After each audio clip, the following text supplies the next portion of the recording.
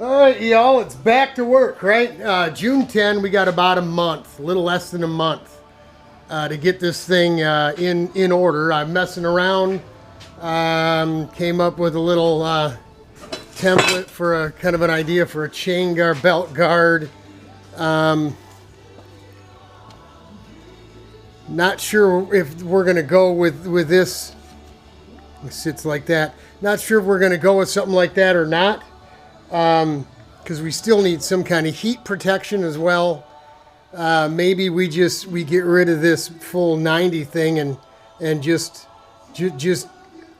give it a kick and a kick back, right? Just a boom boom to keep us, keep the metal off the aluminum off the belt, but also to incorporate some kind of heat deal. And of course, this is going to be attached to the cart. And the motor's going to move. We've never had any luck bolting these things to the motor because of all the vibration and stuff, right? So this is just a starting piece, something that clears everything.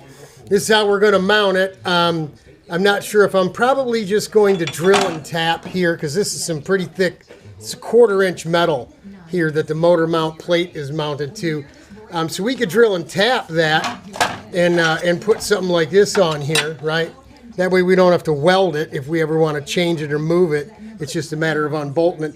Then we can go ahead and put the rivet nuts in there, or drill and tap, or put a nut and bolt, whatever. I mean, we really like something that we don't have to reach on the other side to hold it down, right? But that's going to hold it to the cart. And then, of course, vibration, reverberation, all that kind of stuff. We're not exactly sure how. I mean, we're just... baby steps. You got to start somewhere, right? So we're starting at the bottom and going to work our way up. Somehow it needs to be supported, whether we bend it and fit it and then put some of that, like I said, that truck bed coating stuff. It's really anti-ground out vibration, just so the motor isn't grinding into the aluminum, right? Into the guard. You put a piece of rubber back there, you could spray glue it on or something, who knows, rivet it on, whatever. We'll find something to work that up. So this, instead of being long and low like this one here, it might just be something that's here. Maybe back this way as well, but more here. And then when the motor moves, we're protected. This is the old piece from the old Zip cart, the old Zip Enduro, right? This is the original sheet metal from the old Zip. I pulled it out because I fit that cart pretty well from the nut bar to the headrest, and I'm trying to get an idea, that's right, of where the backrest is going to go. And because we got parts and pieces that were existing, that we knew kind of worked for us in another application, doesn't mean we can't at least use it to give us an idea of what's going on, right? So you had the tape, the masking tape box back there, right, which is about our shoulder width, if we're going to be, put right in a box, so to speak. Now, that is a little more to driver's left than center, but it's because it's it's sitting up on top of the frame rail, or it's sitting right next to the frame rail there. Now in the the Zip cart, Emic. As you see, this sat right up against that crossbar. Obviously, that cart was a lot narrower than this one, although this wasn't right up against the rails like this in that Zip cart. We had those side seat pans with the 3/4 inch tubing, but it was flush like that, right? So it was on an angle, like so. Let me get a little something to mock that up with. Just anything. Let's try that. A couple pieces here of aluminum, and we'll just drop this right in here, like so. Let's see if we can't get. There we go. See, she's sitting right up on top. Now we won't have it sitting there, but what I'm thinking already is to replace this original piece and incorporate it right in. Yeah, you smell what Big Daddy's cooking, right? 2 birds, 1 stone, right? Remove the old, put in a new. All we got to do is you can see, is bend it further on this side than we do on this side, and that'll angle the back, right? And it'll be nice. What we need to do at this point is get Brother Rich over here to stand back here. And I can climb up into this bad boy and lay down and just see where I'm going to sit. Shoulders, right? We don't know. We may not need to go this far. Who knows? But we already know, as we're looking at this here, the front of this might be a little too far, right? Might kick into our hip a little bit. So we may end up tweaking that a little bit. Who knows? We're going to play with it a little bit, but we don't have a heck of a lot of time if we're going to get this car ready for Grattan 8, 9, 10 of July. So we really need to haul the mail. Thinking about it, month, we got, you know, seat, body work, another piece of floor tray, which is a piece of cake for underneath the nose. But we'd have to lay up all the body work and then mount all the body work. And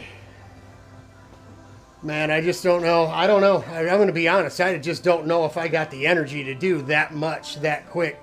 If you've never hand laid spray gel, hand laid fiberglass, then you have no idea what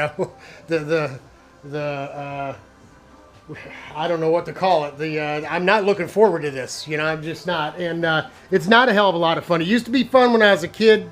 It's not fun anymore. So I'm not looking forward to it. But we got to get something going here. We got to at least get a seat in this thing.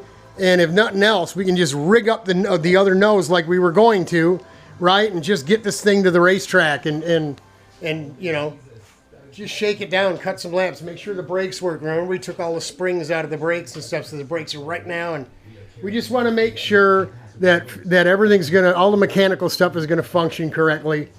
Then maybe, who knows, if we're not ready to give it a good go at Grattan, maybe we'll give it a good go at Gingerman. You know, we got plenty of time, but we do want to get this thing on the track as soon as we can.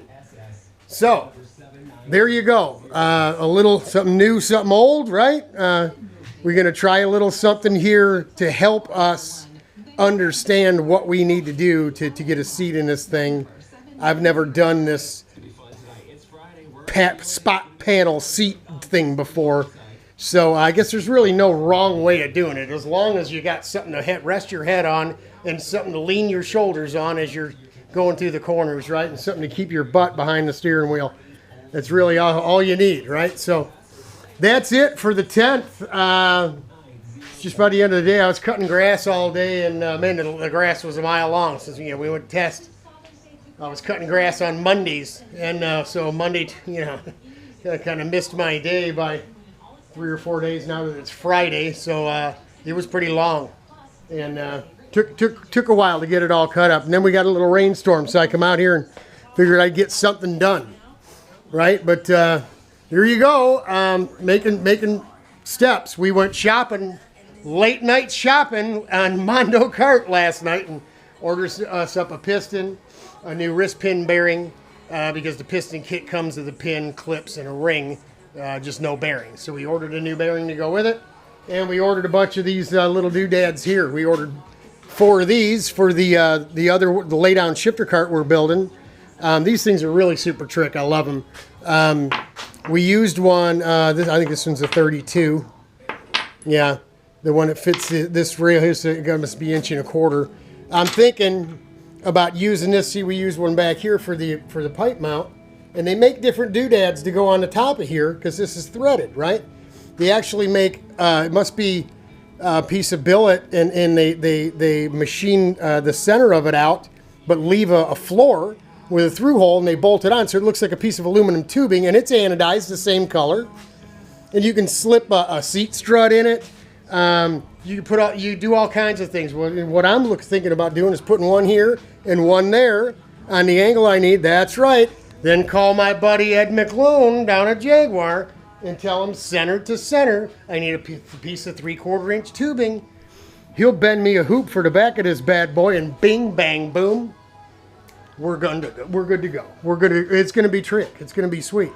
I love those things. I've been looking for a use for them. I've been looking for some way to use them. I paid $5 a piece for these things. I think I bought 5 or 6 of them. I mean, they're used. I got them off of the marketplace on Facebook, and I paid. I think maybe I paid. Yeah, I paid $8 a piece. $8? $6. It was with shipping. It must have been $8 a piece, and it included ship to my door. So, still good price because they're about 18 or $20 a piece, brand new. So, they're super handy. I'm looking forward to getting this thing up and running. Even if we'll probably run it on gas the first time, and get a ride in it, man, and get it shook down. And, tag team. Me and Richie be tag teaming this thing. If his belly is fixed up, if his tummy tuck is taken by then, that's right, Richie, I'm making fun of you. But that's what brothers do here at RPM. Godspeed, God bless. Hang in there, y'all. We're praying for you. It'll get better. She's coming along.